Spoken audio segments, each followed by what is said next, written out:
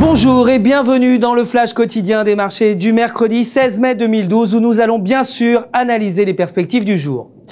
Wall Street a clôturé la journée de trading dans le rouge. Le Nasdaq a perdu moins 0,30%, le Dow Jones moins 0,50% et le SP moins 0,57%. La bourse américaine a chuté, faisant reculer l'indice Standard & Poor's 500 pour le troisième jour consécutif alors que les difficultés de la Grèce à former un gouvernement ont fait de l'ombre à des données économiques meilleures que prévues. Le dollar américain s'est renforcé face à la plupart des principales devises. Le rapport TIC sur les achats à long terme a atteint 36,2 milliards ce mois-ci, comparé aux achats nets de février de 10,1 milliards. L'or a chuté de moins 0,65%, clôturant à 1544 $ l'once.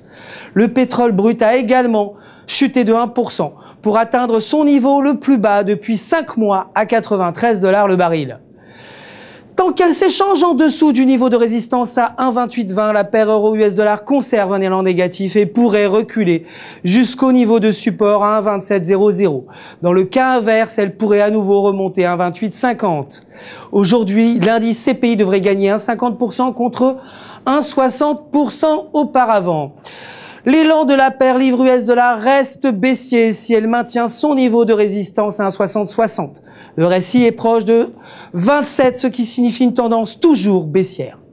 Aujourd'hui, la Banque d'Angleterre devrait publier son rapport sur l'inflation. La tendance de la paire dollar australien, dollar américain continuera d'être baissière tant qu'elle maintiendra son niveau de résistance à 0,9980. Si elle brise ce niveau de support important à 0,9920, alors elle pourrait reculer jusqu'au prochain niveau de support important à 0,9840. Merci de votre attention. Bonne journée, bons échanges sur les marchés avec bien entendu www.ufxmarkets.com.